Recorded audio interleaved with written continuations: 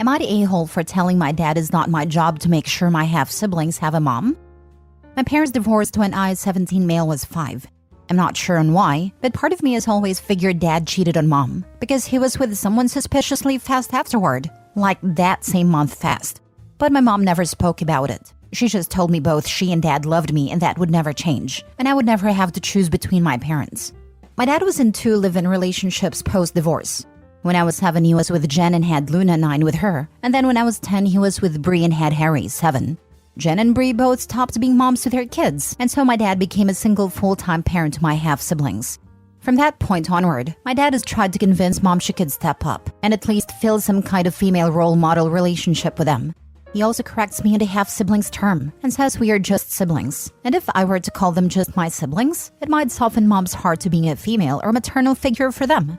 He would ask mom on my behalf to let me have my half-siblings over to her house during her custody time. My parents share equal time with me. He would claim I really missed my half-siblings when I was gone, and he would claim I wanted to spend every holiday with them, etc. None of this is true. I never said those things or implied them. Luna is having a really hard time having no female family members. She has a dad, 2 half-brothers, and an uncle. So dad has been more forceful about mom's part in all of this lately, and now he's trying to rope me in more. He sat me down recently and told me my half-siblings deserve to have moms, and I could help them with that. I could share my mom and let them feel the love they deserve to feel. He said that I always treated them like lesser siblings. First with always using half, and then with not trying to include them in my life at my mom's house. He told me this is where my role as big brother needs to really take off. In a response, I told him it's not my job. It has never been my job to provide my half-siblings with a mom. I told him it was on him and their actual moms to do that. And I told him it was sick how he kept trying to rope my mom in. I told him to accept that he only had 1 kid with mom, and she was only obligated to care for me. His answer to that was, I was disappointing him with both my response and lack of concern for the overall well-being of my half-siblings. And he told me to do better, be better, and care more about my innocent little siblings. I told my mom about it, and she tore dad a new one for putting this on me. She told me I'm not wrong for what I said to him, but my uncle also said I could have more compassion for my innocent half-siblings. Am I the a-hole? Now for the top comments. Not the a-hole. You and your mother have no obligation to provide a mom to your half-siblings. Your father is a moron to think his first wife needs to mother his next 2 children with other women. Your uncle's opinion is irrelevant. None of this is on you. Absolutely. I wish I could upvote this a million times.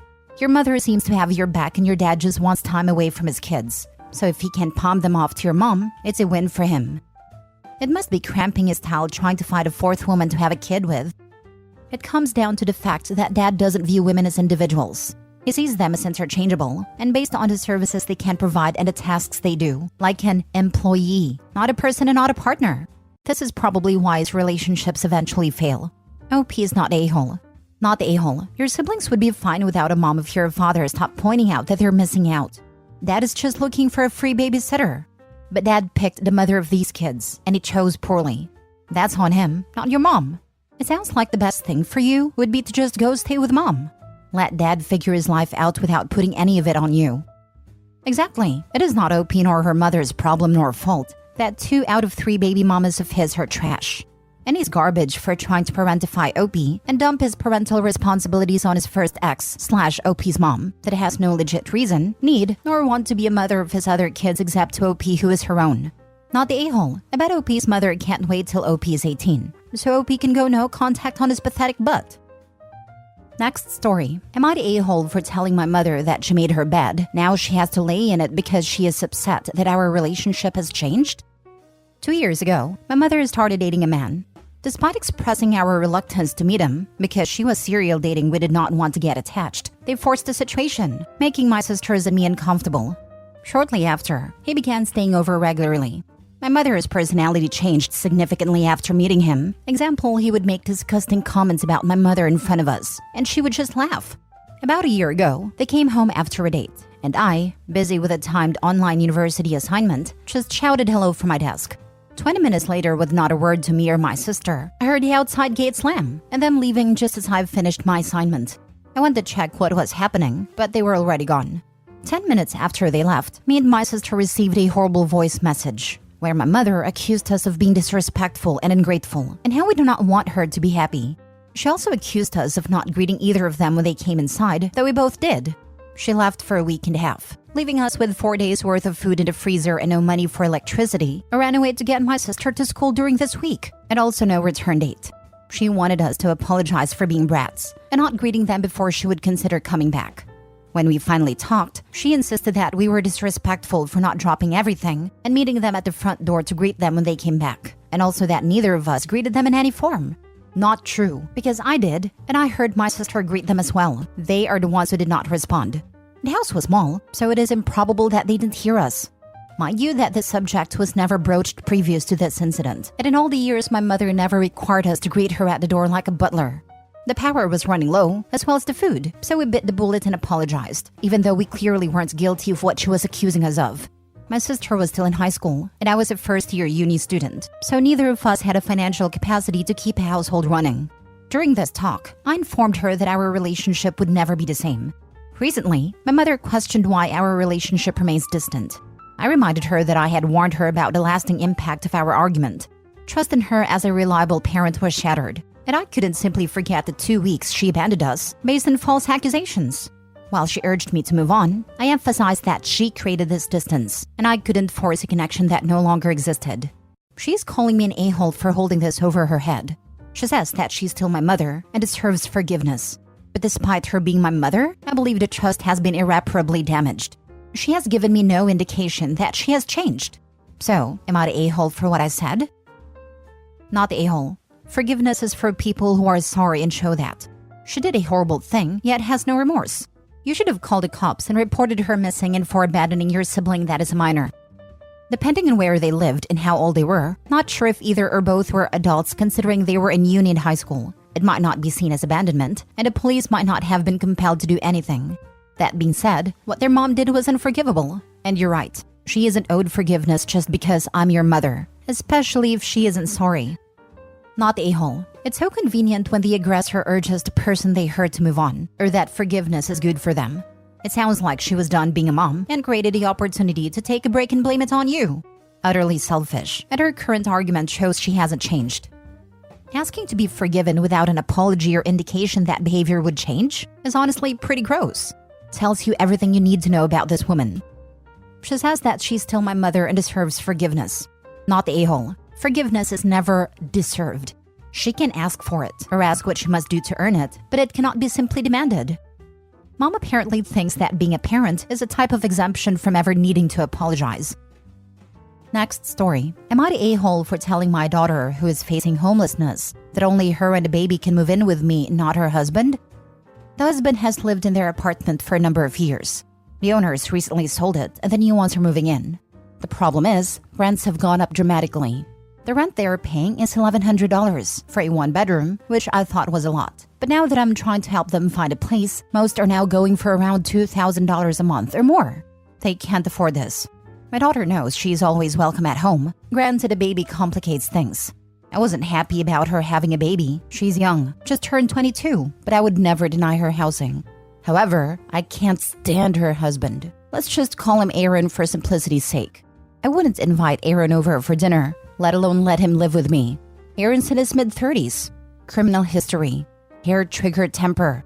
Chronically immature and has one hell of a jealous/possessive streak that has caused strain in their relationship, which I obviously do not approve of. Honestly, when she told me she was pregnant, I finally thought we'd be rid of Aaron. I genuinely thought he's exactly the kind of man to ditch. They've been on and off over and over since she was about 18 or 19. Alas, if anything, it made him cling to her tighter. They had a very rushed wedding, and this is their longest stint together without any breakups. Just over a year. There's still been the fair share of dramatics, of course, but I'm surprised they've made it this far. Even so, I simply don't want to live with Aaron. I don't like him. I don't want him around me. I'd go above and beyond for my daughter and the baby. They can stay as long as they need, but not him. Obviously, this has created a rift between my daughter and I. She doesn't want to live separately from Aaron. I told her then she needs to figure out alternative arrangements. Well, their move-out date is rapidly approaching, the 15th of December, and they're still not been able to find a place, and she's panicking. She's been begging me to let them stay. I reiterated my terms. Aaron simply cannot stay here. This led to a lot of tears and some angry words. namely me being an a-hole. I can genuinely see why she might think that, but I also have to think about myself and my own sanity. Now for the top comments. If she's adult enough to get pregnant and get married, she's also adult enough to figure things out. Either she accepts her terms as it's her house, or they can stay with friends or his family. Can't have it both ways. Not the a-hole. Unfortunately, that's not really how things work. I realize that even adults need help from time to time, sometimes a lot of help, and that's okay. Heck, I need help occasionally too. For my own sanity, my helpfulness has its own limits, and I hope my daughter will eventually understand this. I realize they're in a tough spot. The vast majority of her friends live at home still, whereas the ones that don't live with multiple roommates and aren't in a position to help. Aaron, from what I've gathered, doesn't really have family beyond a brother in another province. I know he's done a lot of work on himself, so says my daughter, and has distanced himself a great deal from his former friends. I realize their options are extremely limited, but like I said, my ability to help has its limits. Not the a-hole. It's your house and your life. You are being very generous in your offer. I get that she doesn't want to be separated from her husband, but just because he's worked on himself does not wash away all of the hurt that has caused. Stand strong. Do not be guilted into this. Not the a-hole. Aaron is a one-man communist parade. He comes with so many red flags. Man in his 30s chasing a teenager, criminal record, anger management issues, jealous/possessive/controlling. With all those, I would guess if you did allow him in the house and got a front row seat, you'd probably add some form of abuse to the list. But it's valid not to want that in your home, and living with Aaron would probably tank your mental health. In addition, if Aaron hasn't gotten his act together by now, clearly there is something going on, and he's not going to get his act together anytime soon. If you let him in, he's going to try and stay in your house as long as he can, and it's unlikely he'll leave without a fight. The best thing you could do for your daughter would be getting her to leave Aaron. But unfortunately, she's not ready.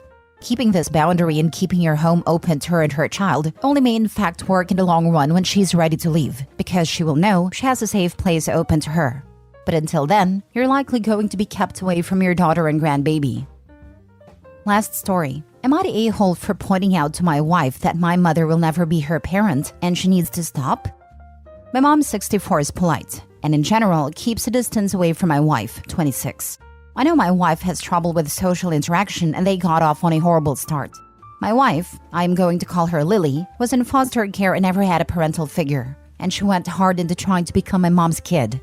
I think it would have happened if my wife let a relationship grow naturally, but she didn't take any of my warnings and bulldozed what my mom wanted. A few examples. She kept calling her mom even after she told her multiple times to call her by her name. Lily would make her uncomfortable, especially when she would ask my mom very personal question or go way too deep. I have talked to her so many times, but she doesn't stop. The family has taken their concerns with me too, and have straight up told her to stop. The big turning point was when my mom and her daughters, my sisters, went to visit a deceased family member. It's a tradition between the three of them. Well, Lily heard about it and went. It went very poorly, and my sisters dislike Lily now too.